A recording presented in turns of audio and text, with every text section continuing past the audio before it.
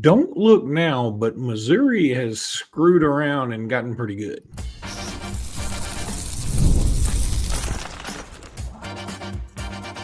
You are Locked On Bama, your daily podcast on the Alabama Crimson Tide. Part of the Locked On Podcast Network, your team every day.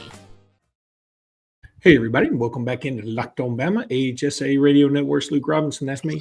Alabama internet legend Jimmy Stein. That's him. This episode is brought to you by Game Time. We'll talk about Game Time. So glad to have him back in just a little bit. I want to thank you every day for being here every day. Thank you, newbies, for being here today. And thanks everybody for making this your first listen every single day. You guys are absolutely the best. So, Jimmy, we're going to talk about a couple of players making SEC Player of the Week honors for Alabama. We'll talk about Simpson and his Heisman campaign. We're also going to talk in a little bit about how, maybe Auburn opponents should be forced to go on 3 Mississippi because the stadium's just too loud for some of them. Regardless, we're gonna get into how Missouri is. Let me tell you guys something. I know if you're listening to this, you probably already know. I mean, you don't really listen to this for the pop culture references, but you should. A Task show on HBO is outstanding, by the way. I hope everyone's watching that. I haven't yet. I'm gonna. Oh, but it's very Ahmad Hardy is that dude. He's that dude. He is incredible. Now, you want to get into Missouri's schedule? Jimmy brought it up yesterday. What are they? 109, 109, 109 per ESPN's metrics. And we are what? Third. Okay, so that's so far. That's not even taking into account future games. When you take into account future games, it's easy to imagine Alabama finishing with number 1, 2, or 3 in terms of strength of schedule. Now, the one thing I'd say about that, I can spin that another way. Because their schedule's been so lax, they ought to have pretty fresh legs. We're kind of beat up. I mean, we are. That's legit. Now, luckily, we don't have any phony targeting calls that are going to keep anybody out of the first half of this game. God willing and the creek don't rise, we might not get any targeting calls in this game. But, this Hardy dude is something else. I've been watching some. I knew he was the leading rusher in the SEC. Now he's about doubled up everybody in the SEC, by the way. Now I know he had a bye week, so some people may have caught up a little bit, but he was essentially doubling everybody up. He's the leading rusher in the country. Now, I would also say this: we're going to talk about TYeisman here in just a couple of segments, but I wonder if this isn't the most influential Heisman matchup to date. Now, if you wanted to say Dante Moore and Drew Aller, Penn State, Oregon, or Arch Manning and Jeremiah Smith, game 1, but I think, on the surface that looked like it back at game 1, but I think now that was a little silly. We've got a sample size now. Right. Ty's really good. Ahmad's really good. If you ask me, both of these guys should be in your top 5, maybe in your top 3 of Heisman ballots. Yeah, the further you get into the season, the more legitimate the Heisman list is. I mean, it just makes, the one in mid-October is more legitimate than the one in mid-September, because as the season progresses, we get a really good idea who are actually the contenders, and Ty Simpson and Ahmad Hardy are definitely in that list. To me, Ahmad Hardy is an Ashton Jeanty type back. I'm not ready to push the button on the, hey, he is Ashton Jeanty, but I do think we need to start having the discussion. I mean, that's how good this guy is. But Missouri's more than him. I want to talk about a few of their other good players, but this is how good that Missouri run game is, Luke. I doubt the listeners know this. The backup running back, if you want to call him that, QB2, I think his name's Jamal Roberts. I could be butchering his name because I think Jamal Roberts is also the name of the guy who won American Idol last year, but I digress. More pop culture references. Jamal Roberts, the backup running back to Ahmad Hardy, averages 7.3 yards per carry. That's more than Hardy. And this guy's getting significant carries. It's not like, oh, well, he's only got 9 carries. No, this guy's playing every week, and he's getting a handful of carries every single week, and he's just as productive or more productive than Ahmad Hardy with those carries. That just goes to show you that, yes, Ahmad Hardy's great, but it's this Missouri scheme. It's their commitment to it. It's their foundation, and they're going to be more difficult to stop on the ground than Vanderbilt. Now, they do it a little more traditionally. There's not as much of the misdirection. There's not as much as the zone read option stuff. It's a little more straight up NFL attack style, but it's the challenge of the game for Alabama is Ahmad Hardy and the Missouri rushing attack as a whole, and how you keep that from dominating you. They're going to get their yards. Don't look for another, hey, they held them to 20 yards over 3 quarters. Don't look for that again. That's too big of an ask. But the ask this week is don't let Missouri control the 60 minutes because they're using their run game to control the clock and the scoreboard. It's a big ask. That's a good team. They've also got yet another first-round offensive lineman. They had one last year too. Drink's got a pretty good program going on up there in Como. Here's the other thing. I mean, we can talk about Hardy, and it's pretty ridiculous what he's got going on. Hardy has 730 yards on the year. The next guy in the SEC has 445. That's amazing. And the next guy, there's a guy with 6 games at Mississippi State, Fluff Bothwell, who I also like his name. He's got 465 yards. So, I mean, there's a guy who's played. That's in 6 games. 6 games. I mean, he's averaging 7 yards a carry, like you said. Jamal Roberts is averaging 7.29, as you said. How about Ahmad Hardy is a transfer from the Sun Belt, and then Fluff Bothwell transfer from the Sun Belt. Yeah. Hardy came from Louisiana Monroe. Fluff Bothwell came from South Alabama. So Hardy is averaging 146. Roberts is averaging 70 a game. That's 216 yards, if my math is right off the top. And holy cow, that's ridiculous. Now, when you also consider we don't have anybody in the top 10 of rushing. Now, receiving wise, it's interesting. Alabama's got the 3rd leading receiver, Ryan Williams. He's only played in 4 games, 336 yards. And then we've got Jeremy Bernard with 392, who's played in 5 of them, of course. And what's their Kevin Coleman? What's their Kevin Coleman got? I would think you'd be up there. I was getting to that. Okay. They got Kevin Coleman at 7. Okay. I mean, that's not that they got him there. Statistically, that's where he goes. But for those who don't remember, I was a Kevin Coleman fool during recruiting. He's from St. Louis. National top 100 player.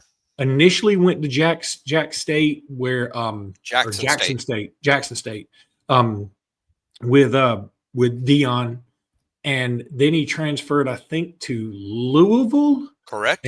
And then to Mississippi State. Correct. And now to Missouri. 4 school in 4 years. Oh, I loved Kevin Coleman as a recruit. Loved him. And I wanted him badly. And we recruited him hard. But he was one of those Dion, come get your bag kind of things. And again, it's legal. I'm not poo-pooing it. I'm just saying that's the route he went, and it's fine.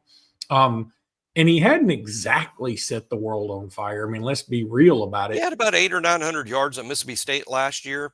And of course, they throw the ball a lot, but 800 or 900 yards, and he's easily their top receiver. He's legit. He's not Ryan Williams. He's not Jeremy Bernard, but he's sort of in that next group. I mean, in terms of how good he is, he's legit good, no doubt. I don't like the 4 schools in 4 years, but I don't want to be a hypocrite. One of the best kids on our team, period, in terms of the best people, is Jeremy Bernard.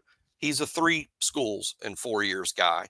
Nakai Hill Green, also multiple schools, and a good kid. So we have them too. So I'm just saying I don't like it.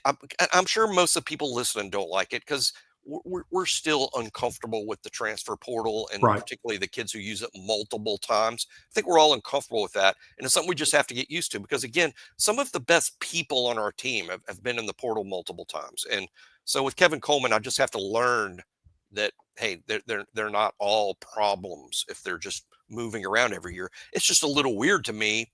But boy, Kevin Coleman's a good player. Better cover him on Saturday. That's the difference to me between Missouri and Vanderbilt. If you shut down Vandy's run game and force Diego Pavi to throw the ball from the pocket, they're dead. Missouri's not. Because Bo Perbula is a really good quarterback. Or I wouldn't say really good. He's good. And he's got weapons. And Kevin Coleman, the tight end Brett Norfleet, you better cover him. He's like Delp at Georgia. I mean, Norfleet's a really good player. You're going to have to cover him. Covering tight ends is problematic. And then defensively, full of transfers, but give Drink credit. I mean, he hits on him. Damon Wilson, the best pass rusher. He's a Georgia guy. Best pass rusher on the team, one of the better pass rushers in the league. Again, a transfer from Georgia. Their best player on defense, Josiah Trotter, is a transfer from West Virginia. He's one of the better off-ball linebackers in the league. Alabama fans might remember their best safety, their best DB, Jalen Catalon. This is like his third SEC school. He played at Arkansas. He's played at Texas. He's finishing his career now at Missouri. He's one of these 60-year guys, Jalen Catalon, but a good player. And how about this name that Alabama fans, those of you hardcore Alabama fans might remember this name? A South Alabama transfer that flirted heavily with Alabama. Khalil Jacobs is at Missouri and is playing extremely well. He's one of their best linebackers, Khalil Jacobs, a transfer from South. So Drink has done a great job with not just getting in some portal guys, but these are all hits. Ahmad Hardy, Coleman, those 4 defenders I just went over. Bo Perbula, he's from Penn State. Yep. Boy, Missouri lives in that portal, but they're doing it without showing up to the portal with a giant checkbook. They're showing up to the portal with really good evaluations. Now, Ahmad Hardy did cost them quite a bit. I mean, Hardy could have gone really wherever he wanted and chose Missouri. But so they're not broke. They're showing up with SEC money. But Drink does a better job with the evaluations than most, and I think that's why Missouri's one of your more underrated programs in the United States. Not only that, by the way, just J.J. Bush, who was committed to Arkansas from the Mobile area, I think Theodore, good player. And good Bush linebacker, good player, good athlete. He decommitted from Arkansas, and he's committed to Missouri, so they come into the state of Alabama and raid it. We're going to talk a little prize picks right now. Love me some prize picks. It's so much fun to play. It really is. I love it. This episode is brought to you by Prize Picks. Every day we make decisions, but on Prize Picks, being right can actually get you paid. Don't miss the excitement of this football season with Prize Picks, where it's good to be right. Playing Prize Picks is such a fun, simple way to add more excitement to football. You just pick more or less on player projections like Josh Allen's passing yards or Saquon Barkley's rushing for a touchdown, and you're in the game. Look, I love how quick it is. You can make your lineup in under a minute. I mean, how many fun things can you do in under a minute? Insert your own joke. Download the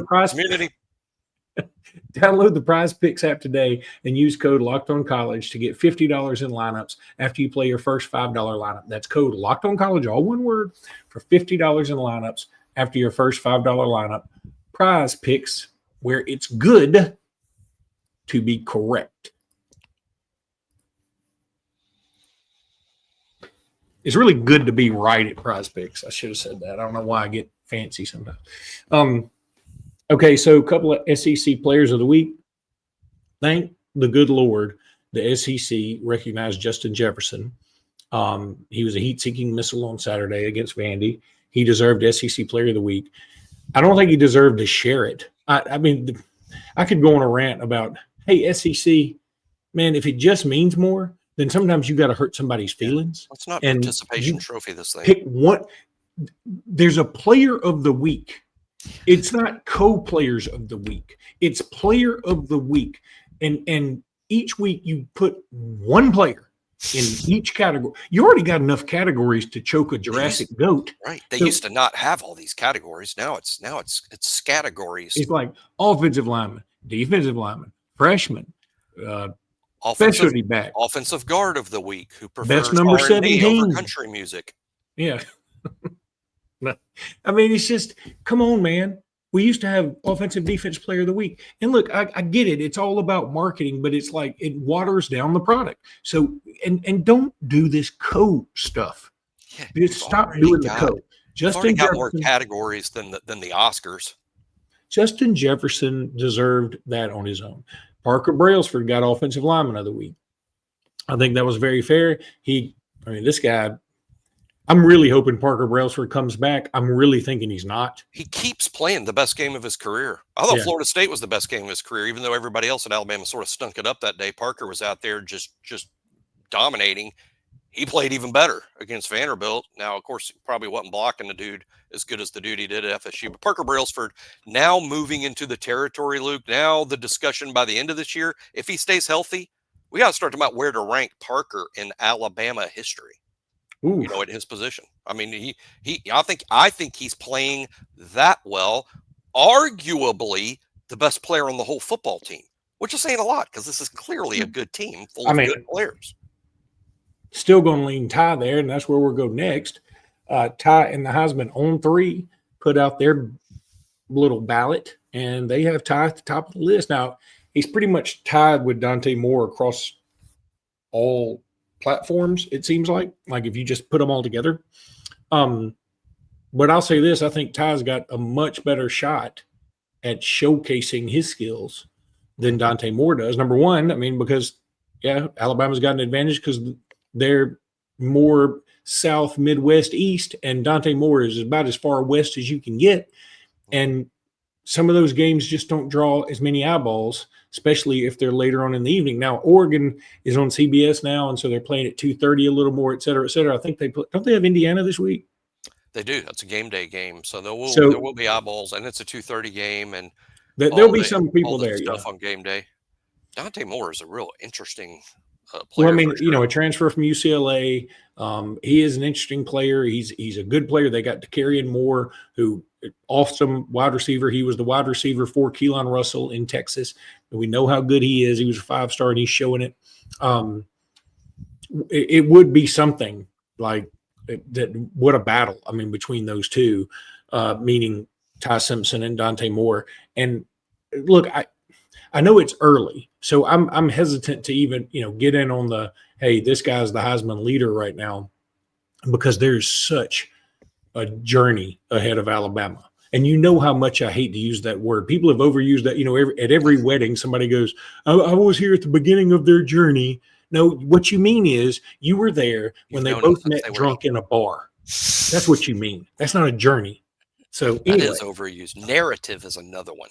Yeah. It's used to death and probably incorrectly most of the time, although I'm the last person that should be making fun of people for using words incorrectly. But I'm just saying narratives overused. Journey is, I agree, it's terrible. We should get rid of that. Apropos of nothing, but my wife and her brother who is brilliant, my wife's pretty smart. And they, for the longest time, because their mother pronounced it this way, on into college, they pronounced Parmesan.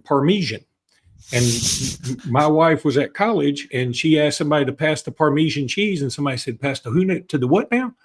And they said, you mean Parmesan?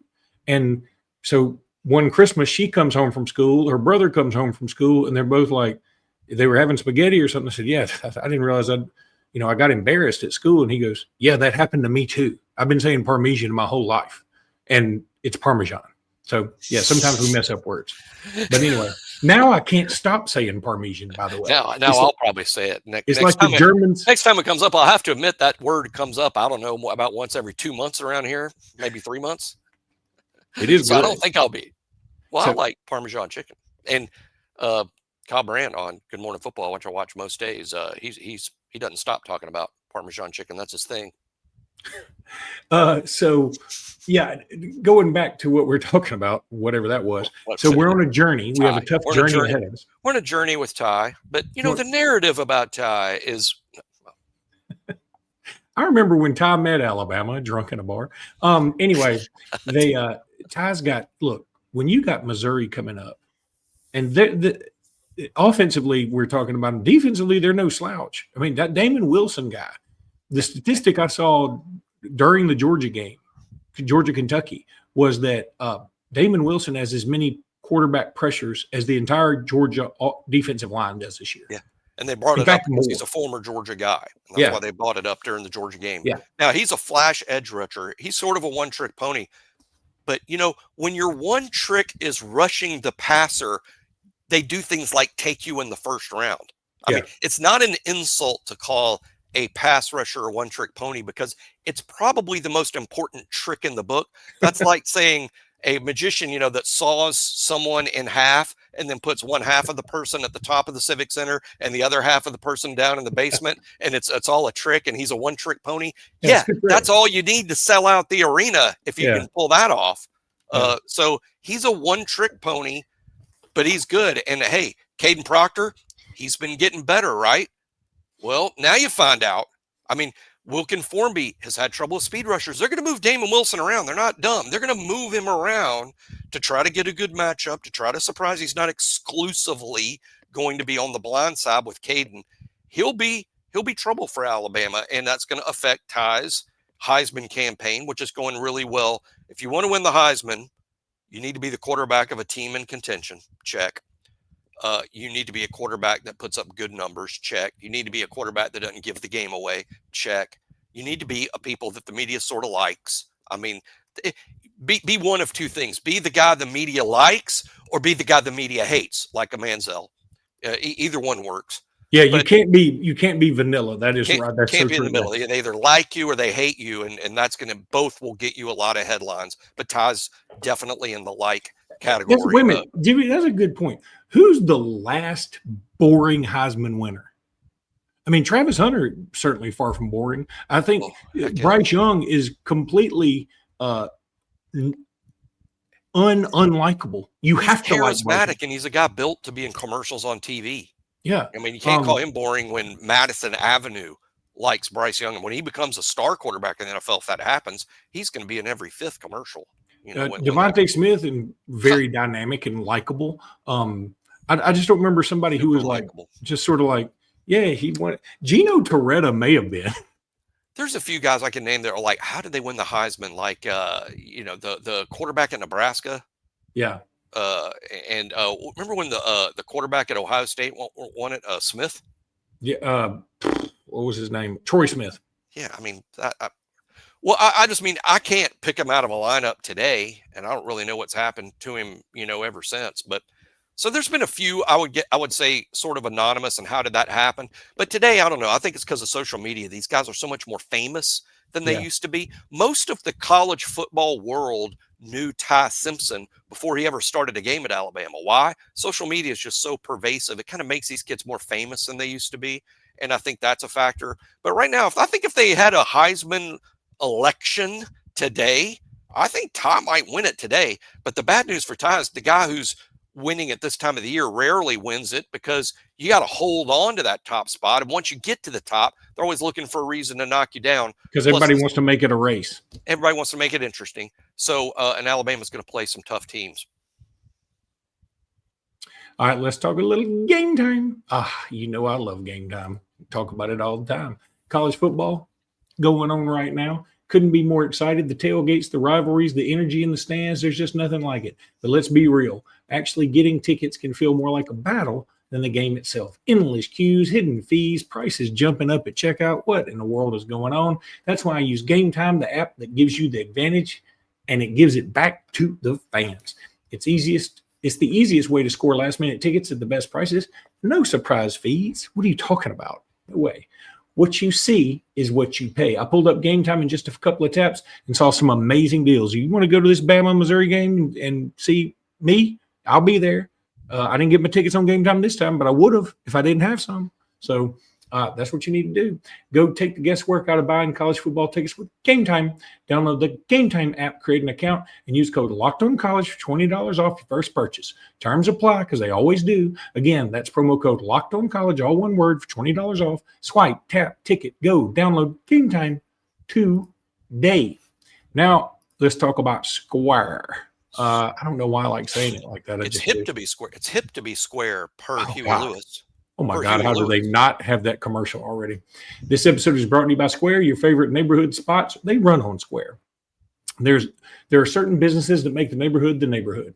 These are the places that become an extension of home, whether it's the sports bar dedicated to your team's fan base, the spot with the best wings in town for game day, or that beloved local chain that's been rooted in your community for years. These businesses are what bring people together. When neighborhood businesses thrive, the whole neighborhood thrives. Told you about it yesterday. We got JR's Sports Bar and Grill down here on Alabama Street in Alexander City. It's the place to be if you're an AC. There's that's JR Sports Bar and Grill, my local spot. That's the place to be. There's no doubt. And when you show up as a community, it can mean big business for local business owners. Money spent in the neighborhood stays in the neighborhood. Square is a proud partner of more than 4 million neighborhood businesses around the world. You can go to square.com/go/lockedoncollege to learn more. But before you do, go support your local neighborhood spot. You'll be happy you did. Square, we will see you in the neighborhood, Jimmy Stein guarantee. Speaking, I guarantee you that Hip to Be Square song was pretty terrible. It's not good. It's terrible. What were we doing in the 80s? That song's really bad. That song made me want a new drug. I'll tell you that. That's a better song. You were talking about sometimes there's nothing wrong with one-trick ponies. Sydney Sweeney's a one. Well, she's a two-trick pony, but it's a immunity. Great couple of tricks. Anyway, so Jimmy, let's talk about the SEC overall just for a second here. First of all, I don't know exactly who is giving Hugh Freeze PR advice, but to get on Diego Pavia. Hugh Freeze yesterday said that his offensive lineman, who has had a lot of trouble with false starts, they finally determined the reason. And that's because apparently he's practically deaf and he can't hear the count. And he also is not very used to very loud stadiums. And I thought to myself, if he were about to be deaf, wouldn't he be the last one to start? Or is he just guessing? I don't understand. It seems that in an extremely loud stadium, isn't virtually everyone on the field a little deaf? I mean, who can hear anyway? I mean, to me, it's kind of like going blind, but the stadium, all the lights are off, and everybody's sort of in the same. Everybody's sort of in the same boat. I mean, I don't. Yeah, I don't understand the correlation between the false starts and the disability. I don't understand it. Plus, the defense, they can't move until the ball's snapped. If the offensive linemen don't move until the ball's snapped, I just don't I don't really get it. I also find it strange. How would you not know this about your player? Also, well, also, and I was so happy because I mean, we live in a very sensitive society where you can't make fun of anything at all anymore without somebody losing their minds. And so I was glad to see most Auburn fans, like the vast majority, especially on social media, were like, okay, that was a really stupid thing for Hugh Freeze to say, because I felt like, okay, I don't want to say anything bad for any of the hearing. Look, I can't hear well. I'm about to be 53. You think I can hear well? I mean, I can't hear well or see well or do much of anything well. So half the time I can't talk because I'm muted. So, but my point is, why would you say that out loud? And then you're kind of throwing Chaplin under the bus. He's like, hey, isn't there some kind of HIPAA law or something? You can't say that. The whole thing's weird. Now, that guy's been a bad play. To me, it's not just the false starts. He hasn't been good. I think there was some talk in the preseason that he would be a first-round type player. He hasn't played like it. I know some people were saying that about Proctor earlier this season, but Proctor had to overcome, the effects of having that major surgery back in January, and it's, he had to miss a lot of time, and now he's gotten better because I think he's kind of playing his way into shape because of all the missed time he had this spring and summer. But I don't think that guy's got this excuse. And also, by the way, this guy's not a freshman. I know the ACC is not the SEC. Wasn't this guy at Virginia Tech a year ago? Is he the guy that came from Tech? Yeah. Well, it kind of loud. loud. That place is notoriously, now they only seat 60,000 or whatever, but that place is pretty notorious. It's loud. And they play on the road in the ACC at Clemson and other places that are. I mean, this can't. I think it's just Hugh's pretty good about the excuse making. It seems to me. And did he not say that he feels like he's really in year one or year two? This is really year two for me. Like the first year didn't count at all. Who says that? Does Nick Saban ever say 07 didn't count? I've never heard Nick Saban say that. But I know it's Locked On Bama. I just found it so humorous, and I feel better talking about it again because this is one of those moments. Usually, Alabama and Auburn fans are like diametrically opposed. This polar opposites. It's like if you think it's black, we think it's white. If you think it's right, we think it's wrong. Whatever. But I think most everybody was in lockstep here. Like, why don't say that out loud? Those are things you just don't say. Now, we've all had those moments, but for him to say, that, I mean, it's like, what do you want the other team to do? Count to 3 Mississippi before they can rush? I mean, would that be better? Would that work out? I mean, it's just kind of silly. Now, having said that, why are people criticizing me? My left tackle's deaf. Well, as an Auburn fan tweeted, and I thought it was hilarious, he said, "Oh, we have a handicapped left tackle. What could go wrong?" And how did they get this far without knowing? But B, this guy's like a junior or senior who's been playing college football for a while. It's not like he's a freshman and they just showed up because in high school things aren't too loud. Well, no one noticed. Did they think like in the first few games when he wasn't jumping off sides as much, like they were like, the noise doesn't faze this guy. Just nothing phases this guy. It's because he can't hear any of the noise. I mean, I just don't know. But anyway, I bring all this up and I take a look at around the SEC this weekend. We'll get into predictions later. A kid's got a pretty good excuse, by the way, for not taking coaching. I'm sure when the coach is like, "How many times have I told you not to bucket step?" I have no idea. He's like, I have no idea how many times. I don't know. What do you want me to say? I have no idea how many times you told me that. He said, it turns out he was sign languaging back to me this whole time. I didn't know it. But anyway, I think it's interesting, some of these lines this weekend. Yep. Like, it's scary as an Alabama fan. It went from Alabama -5 or whatever, 5.5 to 4.5. And now the spread is Alabama -2.5 on ESPN. I'm looking at it right now. So the early money comes pouring in on Missouri. Makes sense to me. Good team playing at home. Alabama's had 2 really tough, emotional games in a row. Very hard to get up that third game. And now it's an 11 a.m. on the road game. I get this early money on Missouri, but as I'm always told by people much smarter than me, which is defined by everyone in the world, that the sharps bet late. The sharps come in late. They bet on Saturday morning and late Friday afternoon when they got a better idea of weather, when they got a better idea of injury reports. The sharps, the professionals, they bet late, not early. Early money's the public. Late money's the sharps. And then Oklahoma, Texas has gone way down. It's gone to Texas -2.5. Auburn, Georgia has gone way down. Georgia started out like 5, 4.5. It's now 3, 3.5, depending on where you look. Is Texas still favored in the Oklahoma game? Yeah. I thought that was bizarre to begin with, but it started out much higher. And now it's down to 2.5. I'm a little surprised.